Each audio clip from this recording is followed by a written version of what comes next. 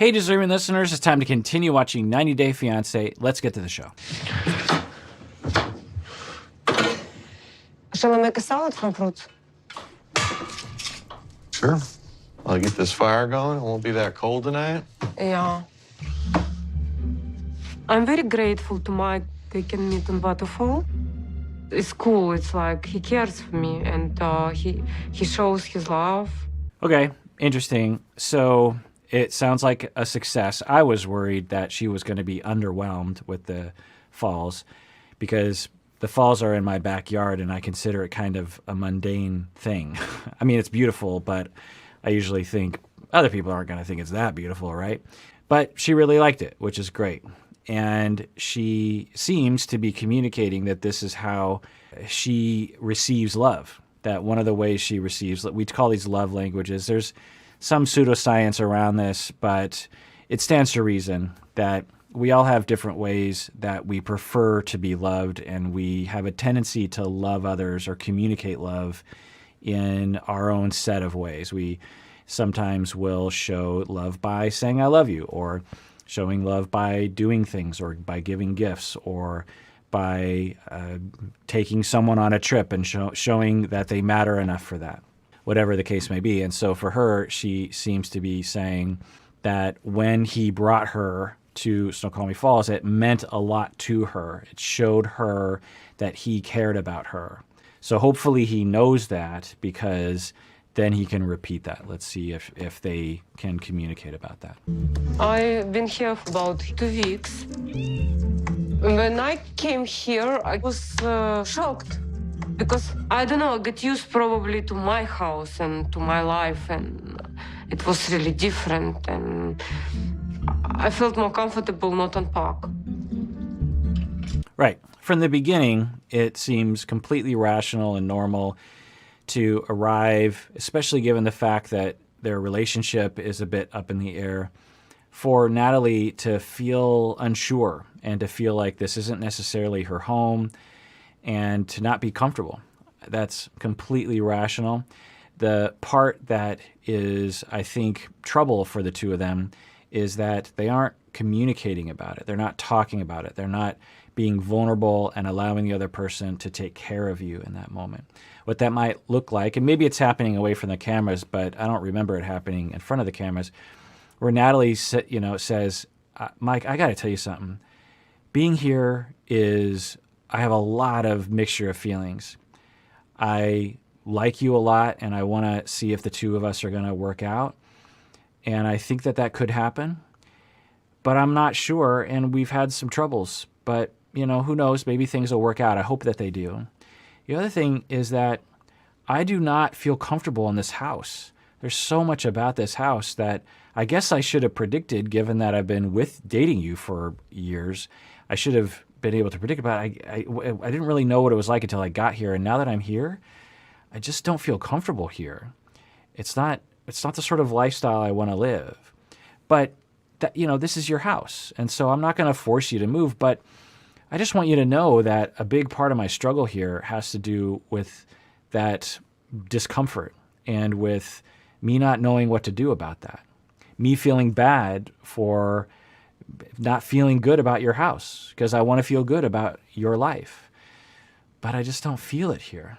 And it makes me wonder, if we do stay together, I'm going to want to pressure you to move or something, but I don't want to do that. And I know money is a situation with you, and I know this land means a lot to you. And I don't know, I'm just having all these feelings. Okay, so if Natalie said something like that, I would guess that Mike would hear it and have empathy for it and care. But they're not having that conversation. And they deserve to have that conversation. Natalie deserves to feel those feelings and to communicate them in a non-accusatory, non-blamey, non-aggressive, non-hostile way towards Mike, in a way that owns her own feelings for sure, and in a way that values and doesn't shame herself for having those feelings. And Mike deserves, and Natalie deserves, Mike to take care of her, and Mike deserves to be given the gift of that trust and dedication to the relationship. When you give that gift of vulnerability to someone, you're honoring someone. You're saying, I trust you and love you so much, I'm going to be vulnerable to you. And Mike deserves that gift, I think. And then Mike would, take care of her. They would hug, they would kiss, and he'd say, I get you, and I'm here for you, and, we'll talk about it. I'm open to options if this does work out between you and me. And I like living here, but, who knows? Let's talk about it. What, I don't know. There's just so many options of it. Who knows? But they deserve to have the conversation. They're not having anything close to that conversation. But maybe they will this episode. Let's hope. Some more croissants? Oh, no, I'm good. I don't want too much bread. Yeah, good. Such a good you are. I'm so proud of you. I see that you are serious about diet and you will look gorgeous, I'm telling you. I look gorgeous? Yeah. I need to put some more weight, you need to lose some more weight, so... Cha-ching? Okay. So it looks like they've made an agreement away from the cameras that he's going to try to lose weight. And it sounds like she's supporting him, or she's pressuring him to lose weight, which is not okay.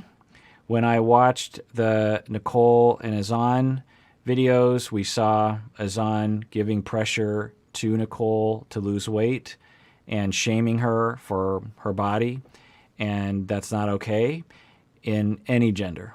So I don't know what's happening here. Imagine if we had this gender reversed where Mike was, cheers, yes, good job not having bread, because you're going to lose weight, right? You're going to lose weight. Imagine if we saw that. We would understand that can be very destructive and unfair to people. It's fine if someone wants to say, you know what, I want to lose a couple pounds, if that's what they want to do, but to shame someone for the body that they have is just not okay. And I don't know if that's what's happening here. I have no evidence of that. It looks like Mike is on board with that. Hopefully we can get some confirmation that Mike is like, yep, totally, I've been wanting to lose some pounds and she's helping me. If we're in that zone, great, awesome. No problem with that. Love, I haven't unpacked my luggage yet. No. Could it be possible to get a dresser for me, please? Well, I can clear out the other half of the dresser, and you can have 3 drawers. Yeah, because there are all your clothes, and the other half of the closet's open. All you gotta do is start hanging up your clothes. So this is a classic conversation on this show, and I find it to be so aggravating for me. It's clear the subtext here is she is saying, well, there could be a lot of subtext here. She's, for pragmatic reasons, what she's saying on the surface is, I would like a full dresser, meaning can you buy me a dresser so that I can put my clothes in? And he is saying, no, well, he's not saying no, but he's saying, well, I'll clear out half of my dresser and you can use half of my dresser. And she's saying, no, I need a full dresser. Okay. So the subtext around this is, I would like you to buy me something, which seems rational, by the way. And he is saying no. Now, is he saying I can't buy it because I can't afford it? I mean, this is such a common thing on the show where someone's asking someone else to buy something and the other person is getting defensive around it. Instead of saying, yeah, I'd love to buy you a dresser, but I literally don't have that money. Or if I buy you the dresser, I can't take us to Seattle for that trip. We all understand that money doesn't grow on trees and that there's a budget, and particularly Mike does not have an overflowing amount of expendable income, right? I'm just guessing, given the fact that he can't turn on the furnace to warm up the house. But so when they have these conversations, I wish they would bring that up. I wish that Mike right now would say something like, okay, you want a dresser. Let's sit down and write out a budget. Here's how much money I have per month. Here's how much money I have now. And here's what we can do with that. We can do this. Let's work together as a team. Do we want to save some of that money? Do we spend it all this? Let's decide. And, you can give your 2 cents. I'll give my 2 cents and we'll work this out. Instead, it's like, hey, honey, could you buy this? No, you need to deal with this. But I really want it. But no, you have to deal with this. And it just feels like I don't know. It doesn't feel like they're talking about what's really happening. The other subtext here is that Natalie could be saying, do you think of me as a permanent partner, or are you expecting me to live out of my suitcases for the entirety of my stay here? Do you think of me as temporary or as permanent? Because if you buy me a dresser, then maybe you think of me as permanent. And this is a frequent thing that Natalie does. I don't know if she's doing it here, but she did it last episode where she was like, so I would like to set a date for the wedding, even though they're not engaged. And I think what Natalie was saying was, do you love me? Are you into me? Because I'm not sure of that right now. There's nothing wrong with having that concern and that question and asking directly. There's something not helpful about asking it indirectly. I don't know if that's what Natalie is doing right now, but I could imagine that that's part of it.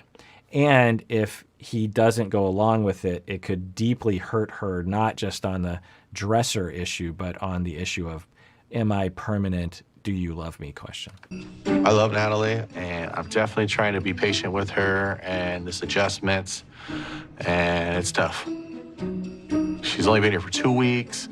We're still trying to get her situated. I understand we only have 90 days, and that's a very short window. But it's just like, we just need to kind of like relax and talk about ourselves and enjoy us and get acclimated, and the way Mike comes across to Natalie, because it's pretty obvious, I think, that when Natalie is talking about a dresser and that the fact that she doesn't want closet space, that there's something else that's being asked for. There's a bid there of like, do you care? Do you love me? Do you want to make room for me? That kind of question. And Mike is responding in this very pragmatic way, which isn't addressing what I'm guessing Mike is picking up on, which is that question. And we just hear in this interview right here that it sounds like Mike is like, you know what? I'm not sure if one of the questions that I ask my clients right from the get-go, couples, is I'll ask them, percentage-wise, how dedicated are you to the relationship? With 100% meaning you are 100% sure that you're in it to win it and dedicated and you're going to see this thing through, to 0% meaning that all 10 toes are out of the door. 10% meaning that 9 toes are out of the door, but 1 toe is still left in the door. And I get a wide variety of responses that are often surprising to me. Sometimes people seem quite dedicated and they'll be like, oh yeah, I'm about 40%. And I'll be like, huh. Or someone will seem very upset about a relationship and they'll be like, oh, I'm probably 99%. And so it's not easily apparent when you listen to people talk how dedicated they are to the relationship. It's important for me to know. It's important for partners to know. It's also important to know, okay, what's going to get us to move up the percentage? If you are 40%, and this is a question I ask, what would it take to get you to go to a 50? Now, I wouldn't say I'm invested in you becoming a 50, but you're invested in you becoming a 50 because that's why you're here. Or I would ask, are you here to raise from a 40 to a 50? Is that what you want me to help you to do? And then they usually say yes, because that's why they're in couples therapy. And then I say, okay, well, what would it take for you to go from 40 to 50%? And then we can kind of work our way up the ladder of like, okay, less conflict, more together time, no name calling, no threats of divorce, no more cheating, apologies. We can start working our way up the thing. And I check in every now and then and say, what percentage are you? And they're like, well, I'm doing better now, that kind of thing. Okay. I'm guessing if we asked Mike, total speculation, of course, he would say, I'm 50-50 because I like her a lot and I think we might have potential, but I've seen some pretty gnarly things out of her when I was in Ukraine. There's a lot of tension and distance here. She pressures me a lot, which I'm not a fan of, and I don't know how she's going to cope with the fact that I'm probably going to continue to drink beer every now and then and eat meat and not be religious. I don't know if we're a good fit to even be parents. So, I'm willing to see, and as long as we're not heading towards a marriage date, I'm willing to date her, essentially. Like, I imagine from his perspective, he's like, well, we're dating. And from her perspective, it kind of feels that way too. It kind of feels like she's thinking, I'm not sure about this. And they're both kind of approaching it from different angles. I think from Mike's perspective, it seems like he is saying, let's pump the brakes on the marriage. Like if they lived in the same town, let's say she lived down the road, however far the next house is, maybe it's miles away, I don't know. That I'm guessing Mike would be like, well, I like her, who knows, and let's see where this goes over the next few years, and if we're still together in a few years, then we'll get married. A lot of people are like that when they date. I'm guessing that's where Mike would be with her. Now, they have this time constraint, kind of. There's nothing wrong with the two of them saying after the 90 days going like, yep, nope, I don't think we know yet. Go back to Ukraine, continue to date. He goes to Ukraine, she comes back. There's nothing wrong with having a long-distance relationship over time. So there's no pressure in my mind. But anyway, I'm guessing that that's the attitude he had. That's the attitude he has. I don't know. But if he does, then that would reflect why he's like, I don't know if I really want to make room for her yet, because I don't even know if I want to have her move in. I don't know if I want to have her marry me. I don't know if she wants to get married to me. So I'm going to pump the brakes on a lot of things right now. Now, I know some of you are speculating in the comments that he's actually trying to drive her away by passively pushing back on her, which is absolutely a possibility. But I don't know. I mean, there's other possibilities for sure that would explain why he's doing what he's doing, including what I was saying earlier. Anyway, let's continue watching. Enjoy this time. Like, quit putting so much pressure on every single thing. But yes, I will clear out the other 3 drawers, and you could fold and have all your 3 drawers and stuff like that. Thank you, you're a genius. Thank you, love. Oh, they worked it out. It did not seem like they were going to work it out, but they worked it out. Did they work it out? All right, well, that does it for that episode of Psychology in Seattle. Everyone out there, please take care of yourself because you deserve it. You really, really do.